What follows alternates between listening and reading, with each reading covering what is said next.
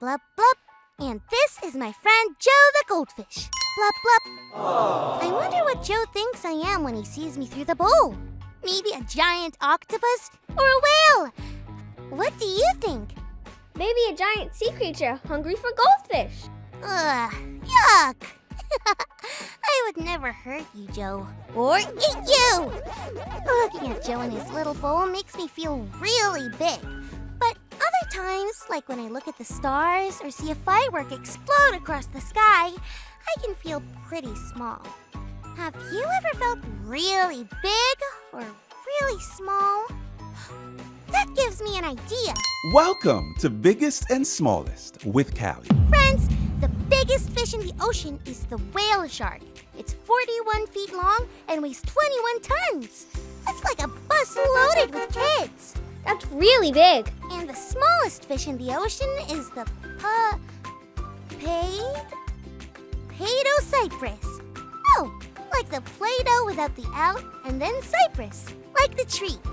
The Paedocypress, which is less than a third of an inch long and weighs barely anything at all. That's smaller than the nail on your pinky finger. Wow, that's really small. That got me thinking. Even though the whale shark is really big, you know what's bigger? The ocean around the whale shark. This is blowing my mind right now. I'd better sit down while we hear a Bible story. It's time for today's Bible story.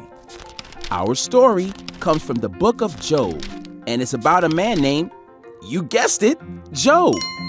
See, Job was a really good guy. I mean, a really good guy. Job was so good that when he offered his gifts to God, which were called sacrifices, he always remembered to offer some for others too, just in case they hadn't done it. That would be like if your mom or dad asked you to clean up your toys and asked your sister to put her clothes away. Then you cleaned up your toys and put your sister's clothes away too.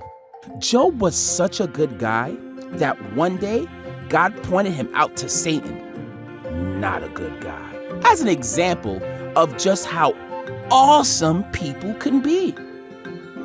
Satan didn't like that at all and decided to test Job to see how awesome he really was. Satan was sure Job only loved God because his life was perfect. What would Job do when really bad things started to happen? First, Job lost all his stuff and his beloved children. Then, Job got really bad sores on his body that were painful and itchy all the time. Job was miserable, but he remained a really good guy. He never said anything against God. Job's own wife told him he should yell at God for this, but he wouldn't do it. Even though Job didn't understand what was going on, he knew God did. He didn't get why all these awful things were happening, but he trusted God. Job knew that to believe in a very big God meant accepting the good and the bad things that come along in his life, which was so small compared to God. And like Job, no matter what we go through, we can find comfort in the fact that we are small, but God is big. That must have been terrible and really scary for Job. I can only imagine he felt pretty alone and maybe pretty small like Joe, my goldfish.